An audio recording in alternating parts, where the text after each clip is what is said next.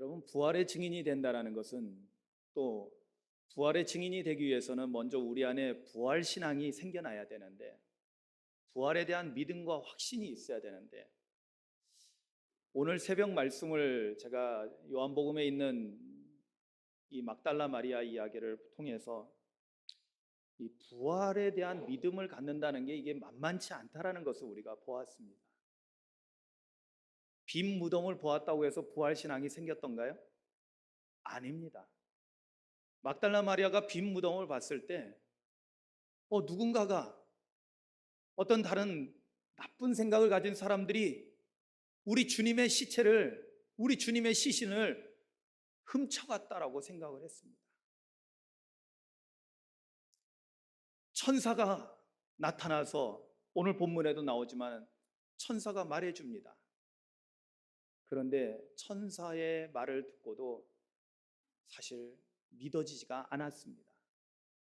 심지어는 예수님이 등장했지만 막달라 마리아는 동산지기인 줄, 그 무덤을 관리하고 있는 사람인 줄로만 알고 그 사람에게 하소연했습니다. 우리 주님의 시신을 어디다 옮겨 놓으셨는지요? 알려주면 제가 찾아가겠습니다. 점점 더, 처음에는 빈 무덤을 보았고, 그 다음에는 천사를 보았고, 그 다음에는 심지어는 예수님을 직접 만나는데도 불구하고 예수님 부활하는 것이 아직까지 믿어질 수가 없는 거예요. 여러분, 그 무덤의 현장에 있던 사람들도 그랬는데 우리는 어떨까요? 솔직히 가슴에 손을 얹어놓고 여러분들 한번 생각해 보십시오. 정말 예수님 부활하신 것이 뜨겁게 내 심장 깊은 곳에서부터, 내 영혼 깊은 곳에서부터 믿어지나요?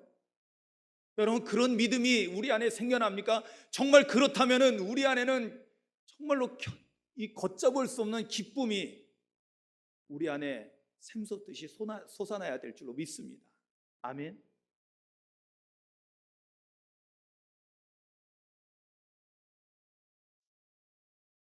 이 앞에 우리 어저께 우리 여선교에서 또 계란을 오랜만에 직접 다 삶으셨습니다. 너무 잘 삶으셔서 깨진 게 많이 나와야지 오늘 많이 먹을 수 있었는데 깨진 게 별로 없이 잘 삶으셔서 많이 삶고 많이 포장했습니다. 여기에 진열한 거는 일부만 진열을 했습니다. 너무 많아가지고. 우리 청년들이 또 와서 포장을 하고 또 데코레이션을 했습니다. 이 앞에 이 병아리들이, 예쁜 병아리들이 있는데 이거는 우리가 한 게 아닙니다. 오늘 아침에 이 수요 예배에 오셔서 지난번에 저에게 기도받고 가신 분이 있는데 그 가정에서 우리 교인들에게 선물로, 우리 교인들 다 하나씩 드실 수 있는 것을 이렇게 바구니에 담아서 보내주셨습니다. 그리고 일부 위에는 저렇게 예쁘게 저렇게 병아리 모양의 저런 포장이라고 해야 되나요? 저 안에 계란이 하나씩 다 들어 있습니다. 너무 예쁘게 이렇게 진열을 해주셨어요. 한편으로는 너무나 감사하면서도 한편으로는 좀 아이러니한 생각이 들었어요. 야, 우리 교인들보다 남의 교인이 우리한테 이렇게 선물을 해주고 있는데 우리는 뭐지? 라는 좀 당혹스러운 생각도 들었습니다. 아침에 와서 이 바구니에 들어있던 병아리들이 예뻐서 강단에 이렇게 조금 올려놓고 보면서 참 예쁘기도 하면서 이거 좀 뭐라고 표현하기 어려운 그런 감정이 들었습니다. 참 감사한 일이죠. 아멘. 그래도 우리 오산교회에 와서, 우리 교회는 아니지만은 우리 교회에 오셔서 은혜 받으시고 또 감사한 마음으로 또 와서 우리 교회 와서 식사도 하시고, 그래서 감사한 마음으로, 보답하는 마음으로 또 우리에게 이렇게 선물을 또 보내줬습니다. 사실 가만 생각해 보면은 이것도 감사하지만 우리가 하나님 아버지께로부터 또 예수님으로부터, 성령님으로부터 우리가 받은 선물에 대해서 생각한다면 정말 너무나 우리는 가슴 벅차고 너무나 오늘 부활절이 흥분되고 너무나 즐거워야 되지 않을까요? 아멘. 아멘.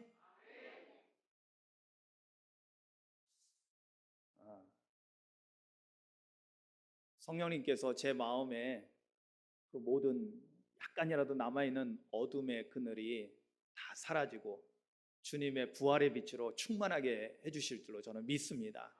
이 말씀을 함께 나누는 가운데 여러분들에게도 정말로 지금 우리 안에 뜨뜻미지근한, 이건 뜨거운 것도 아니고 찬 것도 아니고 그러한 상태로 우리가 만약에 와서 앉아 있었다면 오늘 말씀을 듣는 가운데 성령께서 여러분들에게 역사하셔서 우리의 심령이 뜨거워지고, 할렐루야, 그래서 우리 안에 부활의 기쁨이 넘쳐나고 천국의 소망이 넘쳐나는 귀한 시간 되기를 주님의 이름으로 축복합니다.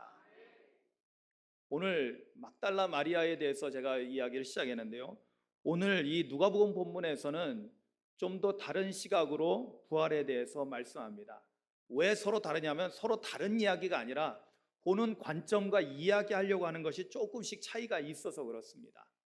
요한복음에서는 다른 여인들이 있었지만 그러나 부활의 첫 번째 증인이었던 막달라 마리아라는 한 여인에게 초점을 맞추는 데 있었고, 오늘 본문에서는 여러 여인들이 등장하게 됩니다. 10절에 보면 이 여자들은 막달라 마리아와, 재미있는 사실은 여기서도 1번이 막달라 마리아라는 것입니다. 분명히 막달라 마리아는 다른 뒤에 나오는 분들보다 젊은 사람입니다. 여러분, 유대교 이 관습에 의하면은 글을 쓸 때 우리도 본능적으로 그러잖아요. 우리 한국 사회도 이스라엘이랑 약간 비슷한 점이 많아요. 뭐냐면 만약에 우리가 이름을 쓴다면은 가나다 순으로 하든지, 안 그러면 어떻게 해요? 연장자 순으로 이렇게 이름을 쓰게 돼 있는데, 여기서도 항상 유대인들도 연장자 순으로 이름을 씁니다. 그런데 막달라 마리아는 젊은 사람이거든요. 뒤에 요한나라든지 야고보의 모친 마리아라든지 이런 분들은 예수님과 제자들의 어머니 뻘 되시는 분들이에요. 그런데 그들을 뒤로 밀고 맨 앞에 막달라 마리아가 나왔다는 것은 바로 이 부활 사건의 막달라 마리아가 가지고 있는 비중이 그만큼 크다라는 사실을 우리에게 보여주고 있습니다. 근데 요한복음에서는 막달라 마리아에게만 초점을 맞춰서 막달라 마리아가 부활의 첫 번째 증인이었다는 사실을 확증합니다. 그런데 조금 전에 제가 설명드린 대로 쉬운 일이었다? 아니요, 쉽지 않은 일이었다는 거예요. 예수님 부활하셨다는 것을 우리가 믿어지는데 이게 금방 되는 일이 아니라는 것입니다. 거저 얻어지는 것이 아니라는 것입니다. 주님은 계속해서 우리에게 사인을 보내주시고 천사를 통해서 말씀해 주시고 심지어는 주님이 우리 가운데 나타내 보여주시지만은 그러나 쉽지 않은 일이었던 것이에요. 그렇기 때문에 여러분들이 진정으로 부활신앙을 갖기를 원하고, 여러분들이 정말로 주님이 원하시는 대로 세상에 나아가서 부활의 증인이 되어서 예수님 다시 사셨습니다라고 진심으로 확신 가운데 여러분들 말씀하기 위해서는 그냥 이렇게 와서 예배드리고 가서는 절대 안 된다는 것입니다. 어떻게 해야 될까요? 막달라 마리아처럼 이 시간에 주님을 만나기도 해야 되지만, 그러나 막달라 마리아가 오늘 새벽에 말씀하신 대로 주님이 그의 이름을 부르시는 주님의 살아계신 음성을 들어야 될 줄로 믿습니다. 마리아야 하고 주님이 마리아의 이름을 부를 때 비로소 마리아의 영의 눈이 뜨여져서 그 앞에 계신 분이 동산지기가 아니라 부활하신 예수님이라는 사실을 깨닫게 됐습니다. 오늘도 말씀 가운데 여러분 부활하신 주님의 음성이 들려지기를 주님의 이름으로 축원합니다. 아멘. 그래서 여러분들이 그것이 진짜 만남인 겁니다. 진짜 만남이에요.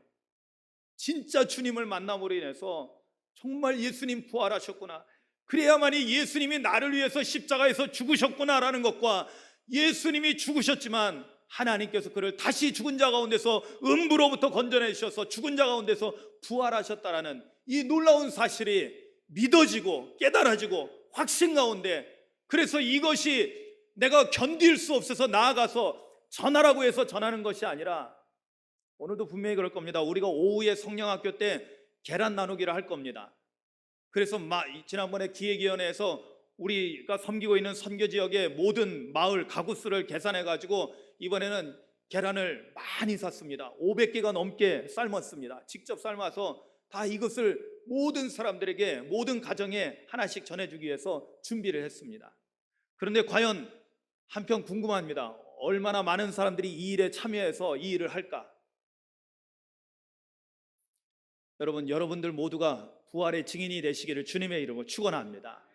그러나 부활의 증인이 되기 위해서는 몇 가지 조건이 충족되어야 합니다. 오늘 말씀 제목이 부활의 증인이 되는 조건입니다. 어려울 거 없습니다. 딱 세 가지입니다. 오늘 본문 말씀에 보니까 부활의 증인이 되는 조건 가운데 세 가지 조건을 충족시킬 때 우리는 부활의 증인이 되어서 정말로 예수님 부활하셨습니다, 예수님 다시 사셨습니다라고 우리가 주님 기뻐하시는 이 복음의 전파를, 이 부활의 증인으로서의 사명을 감당할 수 있게 될 것입니다. 첫 번째 조건이 뭐냐면 우리가 1절 말씀에서 찾을 수 있습니다. 1절 말씀은 간단하게 서술하는 걸로 나와 있지만 여기에는 매우 중요한 의미가 담겨져 있습니다. 여러분 1절을 보십시오. 안식 후 첫날 새벽에, 바로 오늘 새벽을 말하는 것입니다. 이 여자들은 10절에 나오는 막달라 마리아와 요한나와 야고보의 모친 마리아라, 또 그들과 함께한 다른 여자들, 최소한 4명 이상이 되는 여인들이 있었다는 것을 우리가 알 수 있습니다. 이 여자들이 그 준비한 향품이라는 거예요. 준비한 향품을 가지고 무덤에 갔다라는 것입니다. 자, 여기에 첫 번째 부활의 증인이 되는 조건이 들어있는데 그것이 뭔지 아세요? 여러분, 제가 물어볼게요. 왜 이 여인들은 안식일이 지나자마자 첫 번째 새벽에 일찍, 아직 어두울 때 그들은 무덤으로 갔을까요? 그것도 그냥 간 것이 아니라 미리 향품을 준비해가지고 장례를 치러드릴 수 있는 향품을 준비해서 이들은 무덤에 갔다고 하는데 왜 무덤에 새벽에, 아직도 날이 밝은 것도 아닌데 그렇게 일찍이 그들은 무덤으로 갔을까요? 이들이 무덤으로 갈 수 있는 이렇게 향품을 준비하고 그 이른 새벽에 무덤으로 갈 수 있었던 그 원동력, 그 동기는 무엇일까요? 그것이 바로 우리에게 첫 번째 조건이 되는 것입니다. 그것은 다름 아니라 주님을 사랑하는 마음이었습니다. 아멘. 주님을 사랑하는 마음이 뜨겁기 때문에 그들은 안식일 날은 어쩔 수 없으니까, 아무것도 할 수 없으니까 머물러 있다가 안식일이 끝나고 그 새벽 미명에 아직도 빛이 비춰지기 전에, 여러분 빛이 비춰져야만이 되거든요. 그러나 그 전에 이미 그들은 가서 준비하고 있는 거예요. 그리고 이미 향품은 준비해 놓은 거죠. 저는 이 부분에서 이 한 가지 중요한 경고 하나, 우리에게 너무나 잘 알려져 있는 말씀인데요, 그 말씀이 떠올랐어요.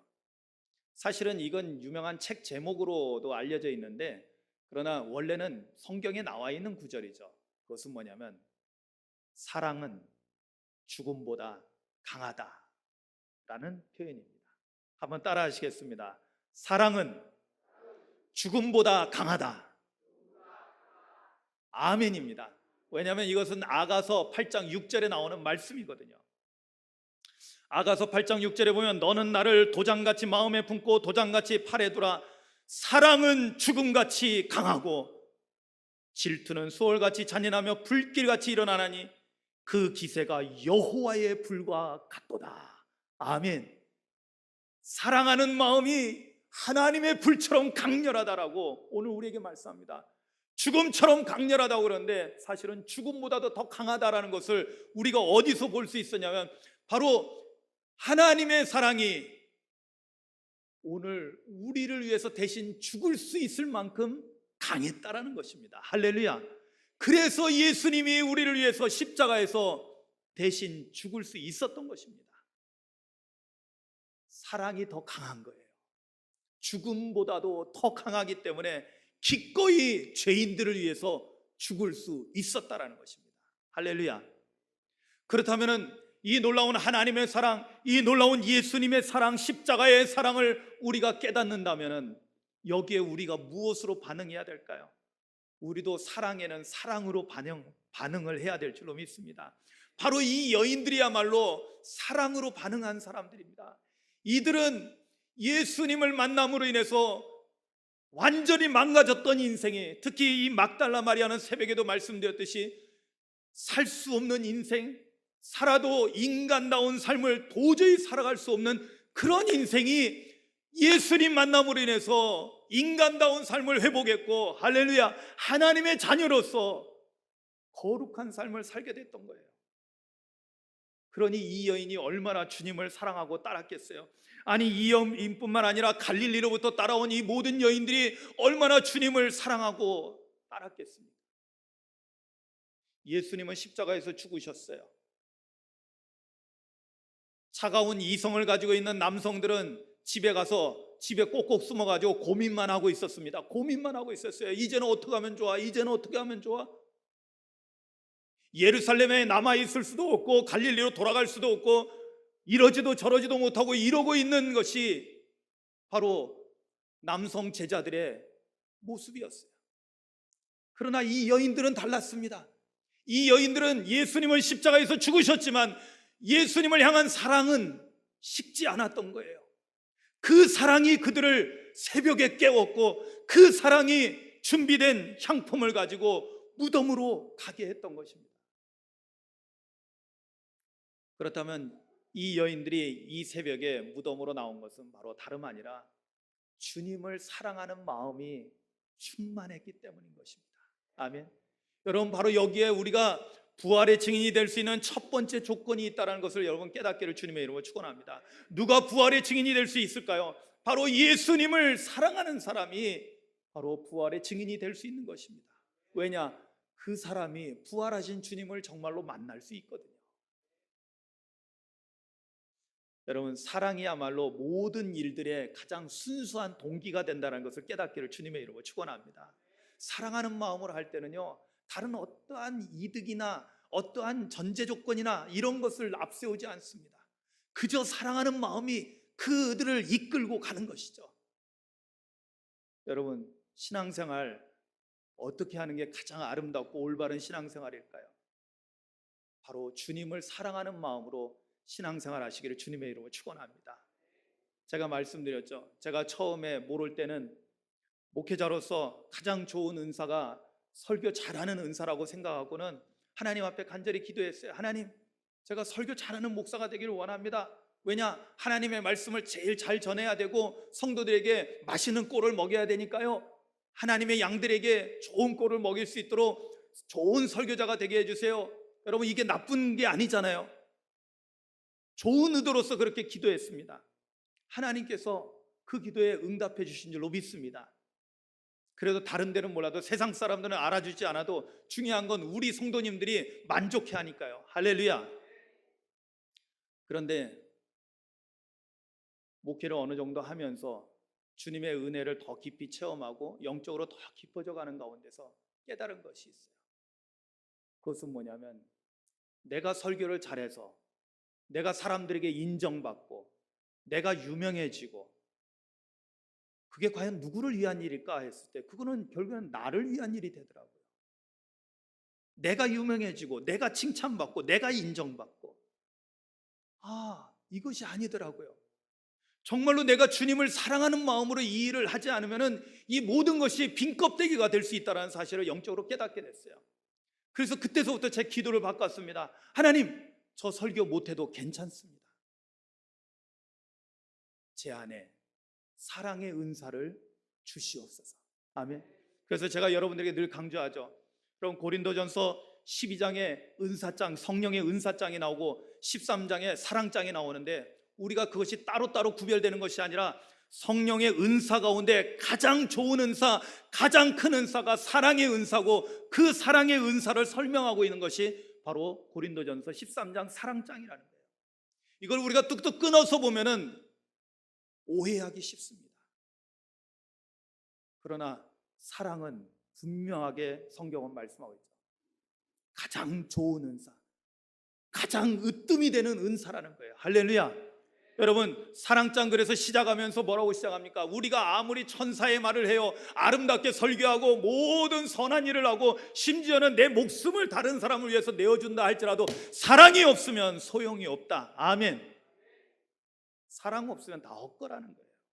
제가 그걸 깨닫고 나서부터는 하나님, 내 안에 정말로 주님을 사랑하는 마음, 그리고 교회를 사랑하는 마음, 아울러서 주님의 백성들을 사랑하는 마음이 우리 안에, 내 안에 항상 끊임없이 흘러나오게 해달라고 늘 기도하고 지금까지 살고 있습니다.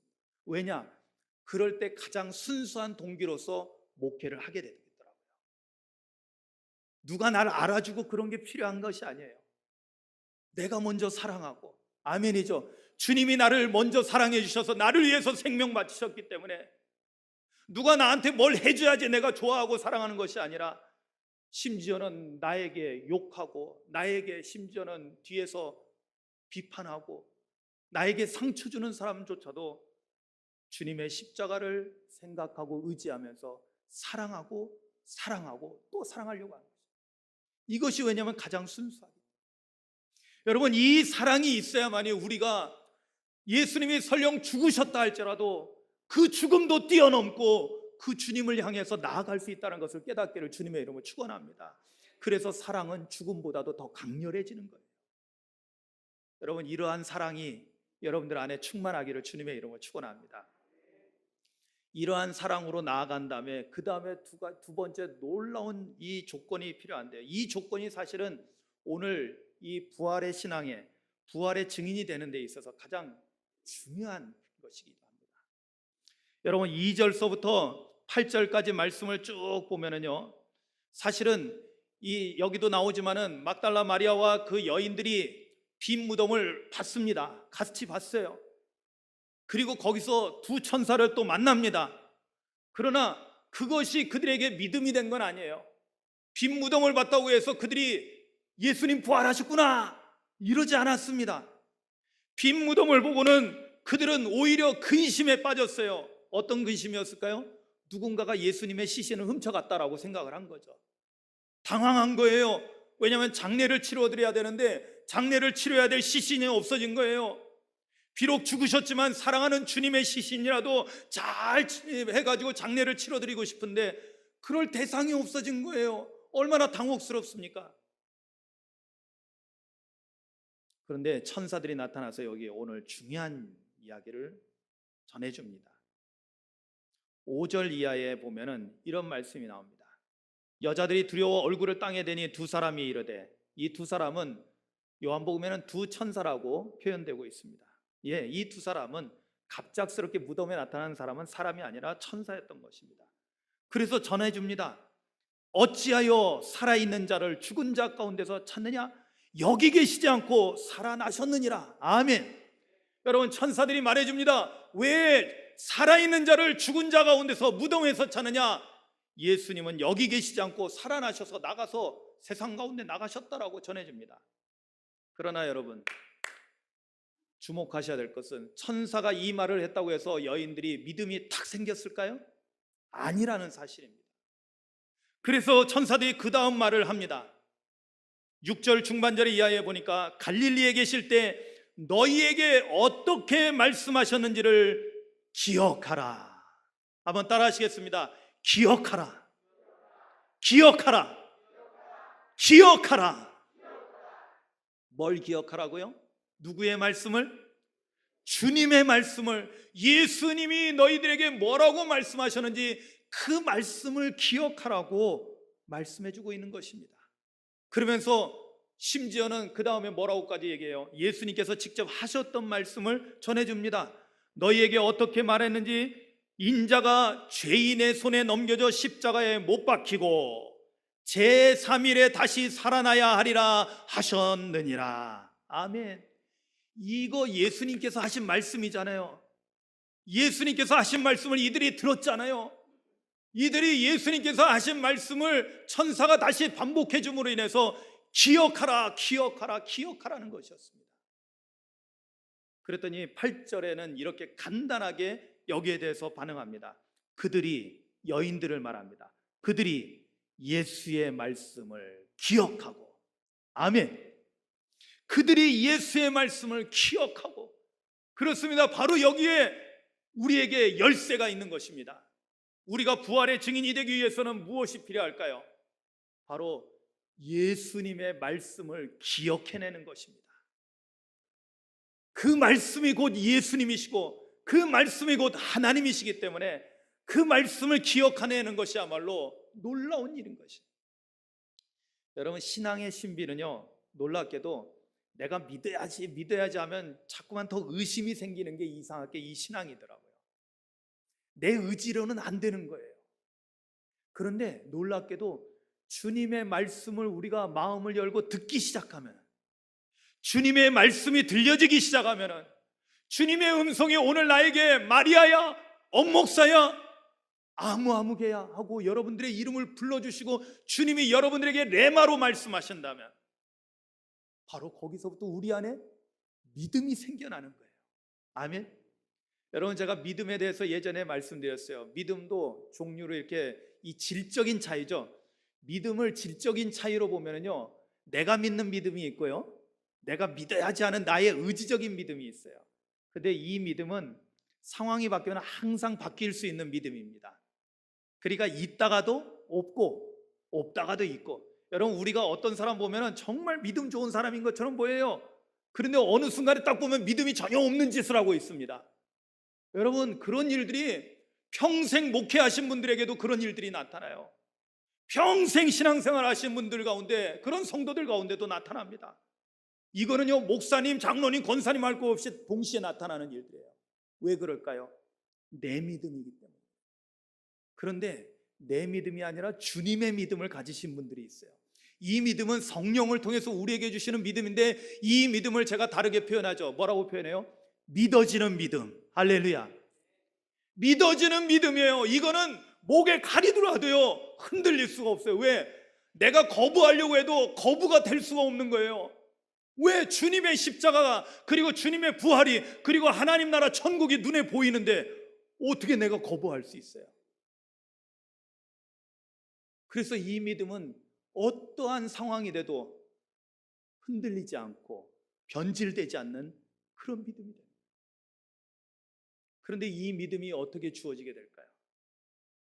바로 이 믿음은 놀라운 역사를 통해서 되는데, 두 가지가 사실은 작동되고 있어요. 여러분, 여기 기억하라라는 말씀 가운데 보면은, 하나는 주님의 말씀을 기억하는 거고요, 또 하나는 기억하라는 것은 우리 인간의 어떤 의식적인 그런 활동이 들어가는 건데, 여기서 우리가 자칫 잘못하면 지금 제가 말씀드린 내가 의식하고 내가 깨닫고 내가 생각해내고 그래서 믿음을 갖게 된다? 아니라는 것입니다. 여기서 기억하라라는 것은 우리 주님께서요, 요한복음에 보면은 처음 제자들에게 나타나셨을 때, 주님께서 나타나셨을 때 하셨던 말씀 기억하시죠? 숨을 내쉬면서 성령을 받으라. 아멘. 여러분, 그것은 뭘 의미하는 줄 아세요? 오순절 성령 강림절에 모든 사람들에게 성령이 임했지만 예수님은 먼저 제자들에게 나타나셔서 그들에게 숨을, 공기를, 호흡을 불어 넣어 주시면서 그들에게 성령을 받으라 하고 숨을 내쉬어줬던 거예요. 이게 뭘 의미할까요? 바로 그것이 뭐냐면 성령의 역사라는 거예요. 우리는 오순절 성령의 강림 사건 이후에 성령의 역사가 나타난 걸로 아는데, 아닙니다. 여러분, 구약 시대에도 하나님의 영, 성령의 역사는 나타나고 있는 것을 우리가 알 수가 있습니다. 특별히 하나님의 사람으로 선택된 사람들에게 하나님께서는 하나님의 영을 부어주셔서 하나님의 능력을 가지고 하나님의 일을 감당하게 했던 것을 우리는 성경을 통해서 알 수 있습니다. 그렇습니다. 기억한다라는 것은 내가 생각해내는 것이 아니에요. 요한복음에 계속해서 예수님께서 요한복음 14장 15장 계속해서 말씀하시는 것 가운데, 내가 너희를 떠나는 것이 너희에게 유익이 된다. 왜냐? 내가 아버지께로 가면 너희에게 뭘 보내주신다고요? 또 다른 보혜사 성령을 너희에게 보내주신다는 거예요. 그런데 보혜사 성령님이 오시게 되면 제일 먼저 뭘 하게 해주신다? 너희로 하여금 내가 말한 것이 생각나게 하신다는 거예요. 할렐루야. 여러분, 이것을 기억하셔야 됩니다. 성령께서 하시는 일의 가장 첫 번째는 무슨 능력이 나타나고 그것이 아니라 첫 번째로 주어지는 것이 뭐냐면 주님의 말씀이 생각난다는 거예요. 기억나게 하신다는 거예요.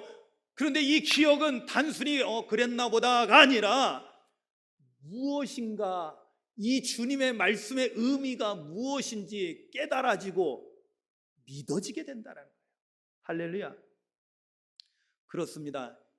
바로 이 기억하라는 것은 주님의 말씀을 기억하라는 거고, 또 기억한다라는 그 작용 속에서 뭐냐면 성령의 역사를 통해서 우리가 깨달아지게 된다는 거예요. 그래서 주님의 부활이 믿어지게 되는 거예요. 아멘이죠. 그래서 그 다음에 마지막 세 번째 조건이 나아가게 되는 거예요.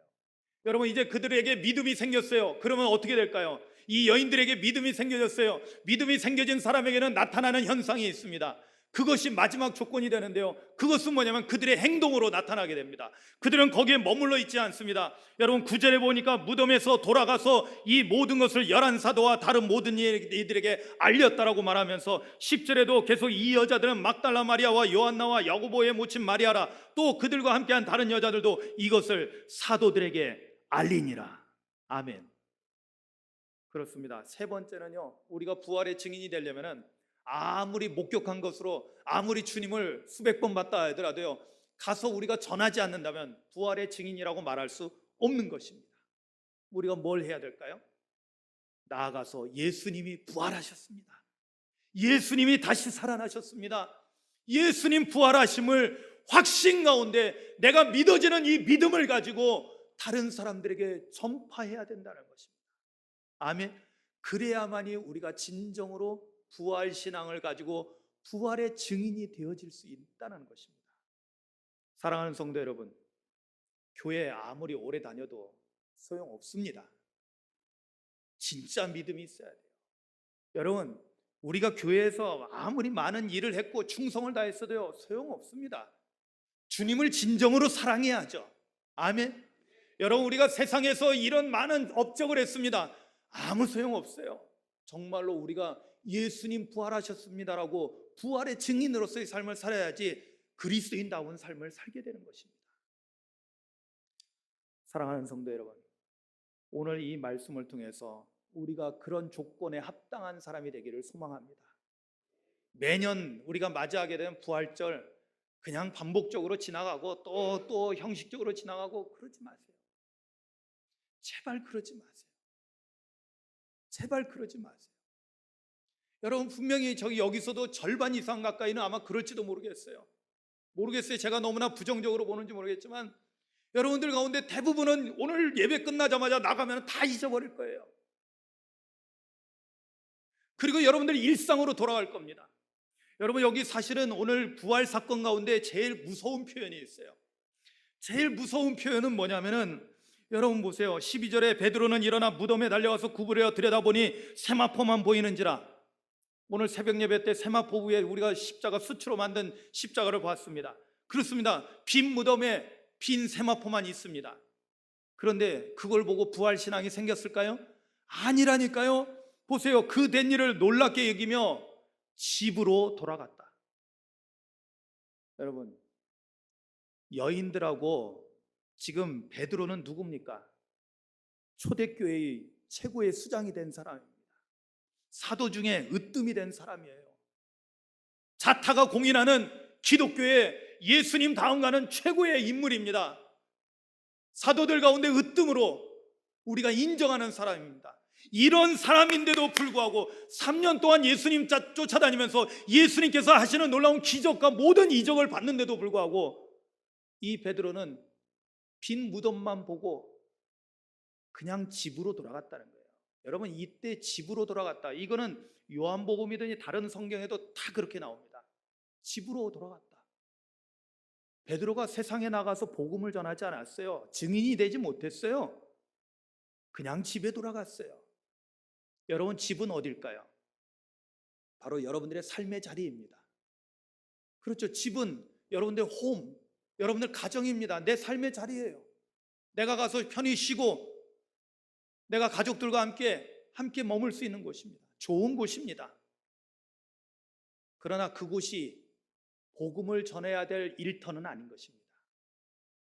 우리의 사역지는 아닌 거예요. 이들은 다시 일상으로 돌아갔다는 것입니다. 부활의 증인이 됐다? 아닙니다. 이 여인들은 부활의 증인의 역할을 했지만 처음 사도인 예수님의 12제자 가운데 으뜸이 되는 사도였던 베드로조차도 그냥 일상으로 돌아갔다는 것입니다. 이 말씀을 우리가 그냥 간과해서는 안 되는 거예요. 왜? 우리도 자칫 잘못하면 오늘 여러분들 분명히 예배 맞추자마자 그냥 집으로 돌아가실 분들이 허다하기 때문에 그렇습니다. 우리가 여기에 영적인 문제가 있다는 것을 우리가 알지를 못하는 거예요.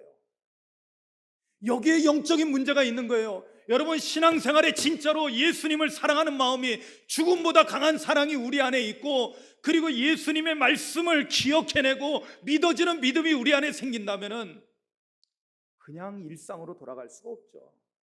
우리의 삶이 변화되잖아요. 아멘. 여러분, 부활 사건이 뭡니까? 죽음이 새로운 부활 생명으로 놀랍게 변화되는 사건입니다. 이 놀라운 변화가 예수님에게만이 아니라 우리에게도 나타나야 될 줄로 믿습니다. 아멘. 로마서 6장에 뭐라고 되어 있습니까? 로마서 6장에 우리가 주님과 합하여 십자가에서 죽은 자들은 주님과 합하여서 연합한 자가 돼서 부활에 동참하게 된다고 말씀하고 있습니다. 함께 하는 거예요. 함께. 여러분, 사랑은 따로따로 떨어져서 너는 너 갈 길로 가라, 나는 내 갈 길 간다, 이것이 아니라 사랑은 우리를 하나로 만들어서 주님과 함께 죽음의 자리로, 그리고 주님과 함께 부활의 자리로 나아가게 하는 것입니다. 근데 여러분들이 그냥 집에 돌아가요? 이건 아니죠. 이건 아니죠. 이거는 부활신앙이라고 말할 수 없어요. 그냥 여러분들은 빈 껍데기만 되는 것입니다. 부활절이야, 계란 하나 먹고 끝나겠죠. 사랑하는 성도 여러분, 영적으로 깨어나시기를 주님의 이름으로 축원합니다. 오늘 우리 모두 그리스도인들은요, 사실은 모든 그리스도인들은 부활의 증인이 되어야 합니다. 아멘. 왜 아멘들을 그렇게 못하셔요? 모든 그리스도인은 부활의 증인이 되어야 합니다. 아멘이죠. 아멘이죠. 아멘이죠. 예수님 목사님만, 장로님들만, 교회 중직자들만, 젊은이들만 부활의 증인이 되는 것이 아니에요. 여러분들이 다 부활의 은총을 입었고 그 은혜 가운데 살아가기 때문에 여러분들이 다 부활의 증인이 되어야 합니다. 아멘이죠. 그렇기 때문에 우리는 그냥 집으로 돌아갈 수가 없다라는 거예요. 부활의 증인으로서 나아가서 예수님 부활하셨습니다 하다못해 한 사람이라도 그걸 전해야 되는 거예요. 오늘 여러분들은 최소한 한 사람당 2개는 받으셔야 돼요. 2개. 2개를 받으셔야 돼요. 왜? 하나는 여러분들도 잡수셔도 돼요. 그러나 그 하나는 반드시 다른 사람에게 예수님 부활하셨습니다 한마디라도 하고 전해야 됩니다.